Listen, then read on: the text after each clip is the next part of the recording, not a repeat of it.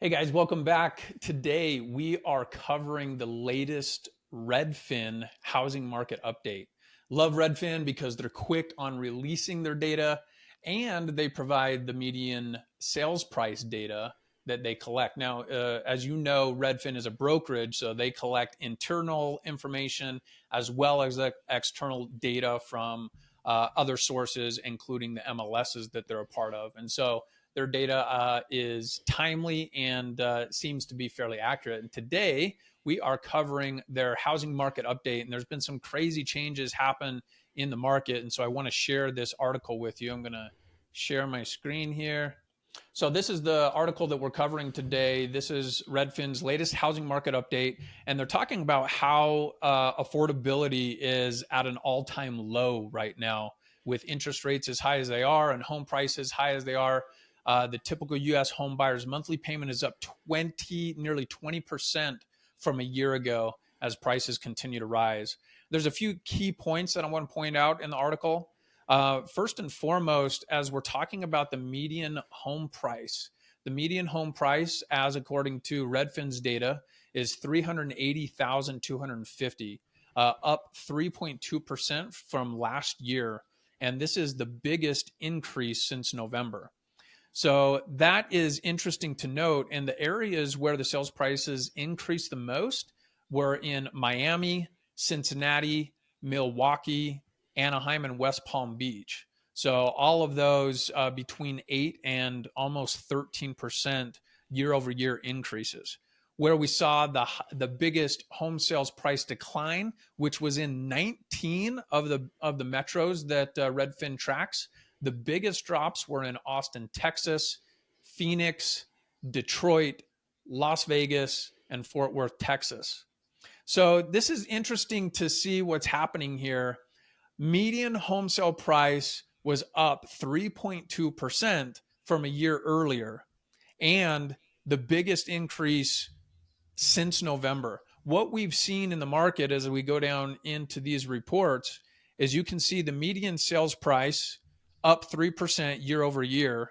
So you can see it in July. This is ending of July, 380,000, 3.2% increase over 2022, which is this red line here. And so you can see that we had this massive, this continued increase in home values. And then we've seen a little bit of a dip, right? But what you can see happening in 2022 was that we experienced a dip around this same time and then an increase.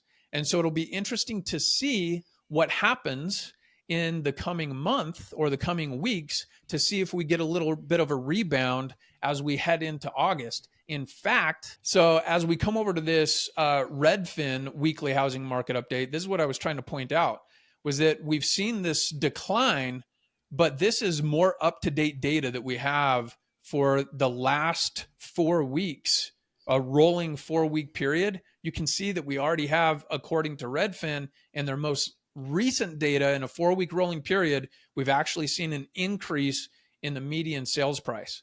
So going back to their report showing July, if you go back to their median sales price report right here, you can see that it was down. But as we go to their more recent data, it actually has started to climb back up. So, Jocelyn, I'm interested to hear your thoughts on what you think is happening in the market right now. I mean, we've seen this increase in values. We saw the peak. Things have started to come down. And I think a lot of people were saying, all right, great. We're seeing a little bit of relief in home values. And it's been just so crazy and chaotic about what's going on in the market with interest rates and prices skyrocketing. It's so hard to buy real estate right now. We're getting a little bit of relief by the prices coming down, but it doesn't look like that's going to last, at least if this is an indication of what's coming in the future. Yeah, I mean, I think real estate is a supply and demand issue. So until we have enough supply, like there's going to be buyers in the market and real estate prices are going to continue going up. Um the first half of the year, I mean, even our brokerage struggled a little bit just because a lot of people were not buying. We had interest rates hike, 2% over what anyone is even like has had to fathom in the past 20 years. And so I think that initially really stopped a lot of people from buying houses. And I think everyone was like waiting to see what was going to happen. And it was very uncertain about what could happen or what the possibilities are, and the interest rates going up, and just really not knowing, sellers not knowing if their house would sell. And so I think we were facing a lot of uncertainty. But recently, in the past month or two, I've seen a huge increase in demand. Our brokerage has seen a huge increase of people selling and buying investment properties and regular homes. And I think people are just realizing that the interest rate sucks, but at the same time, it's kind of something that can change in the future. And I think they also understand that they're not coming down anytime soon. And those people who need to move within the next year or want to buy an investment within the next year, they need to stop waiting and just jump in and do it now. And I think a lot of people are starting to do that. And if a house is priced correctly, it's going fast right now, at least in our market here in Salt Lake, Utah, Salt Lake City, Utah, Utah County, pretty much anywhere in the valley in Utah. If something is priced competitively, it is going fast, and there are multiple offers. And so we are seeing that right now. And I think it is just because people at the beginning of the year were uncertain. We still had people who needed a home. We still had people who wanted to buy an investment, but they just were uncertain and wanted to see what was going to happen. And then now it's like, okay, this is how it is. And I just, more people are jumping back in, and that's why I think, that's obviously my opinion, but that's what I'm seeing. Yeah, we've talked about this before, where buying now may be a great opportunity. So as prices continued to climb, and they peaked out last year, interest rates started to have a dramatic impact. It drove inventory down.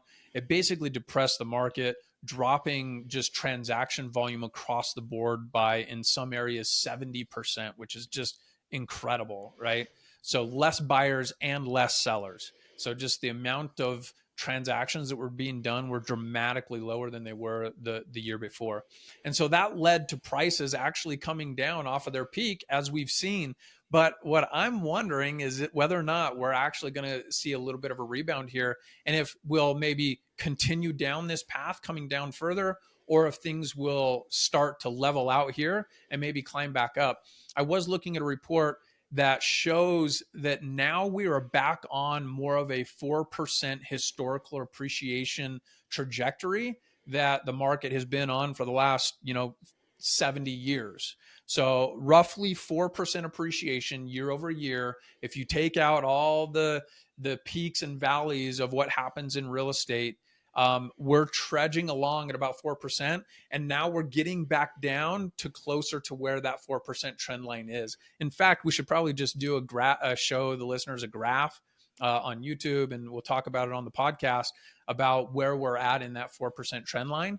And so that's an indication to me that the correction took place, and maybe you're actually buying at market value now. If you bought a year ago, unfortunately, you probably bought at the peak of the market.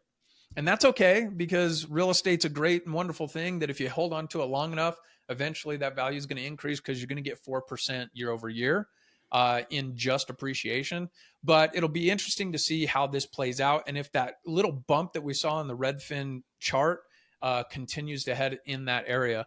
I do want to finish out the rest of this article by referencing a few different points. So the median home price, just to review, the median home sales price in 2023, in July of 2023, $380,000. It was $368,000 last year, which is a 3% increase, 3.2% increase. New listings that have come on the market, 84,867 in 2023. And last year it was 106,771. So new listings are down 21% compared to last year. And then the median days on market has increased by just roughly 3 days on market. So really not that much. What's interesting is that the amount of inventory and the amount of demand both came down dramatically, and it really hasn't impacted days on market that much. We went from 23 days on market last year at the same time, now 27 days on market. So not that big of a difference. So anyways, I always enjoy digging into these type of reports from Redfin and Zillow and Realtor.com and trying to make sense of the chaos that's out there right now.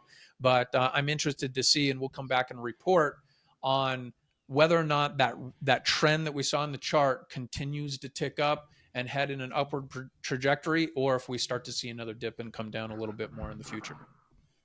Yeah, and to kind of add on to what you were saying about trying to predict if, we might have another little bump in the market or a boom, if you want to call it that. Personally, I don't think it's going to get as crazy as like 2021, 2022, just because I think that people saw that we could only stay at that trajectory for so long. I do think that we are going to level out for a while. I think a boom like that only happens like once or two times in a lifetime. And I just don't see it getting that crazy again where everything you buy turns to gold. But I do think that we're going to start to see that steady increase, and house prices are going to continue going up and continue to make it harder to own a home. And, so it's just historically speaking that's going to happen. I mean, I hope that there's not another boom because it was so hard to buy anything.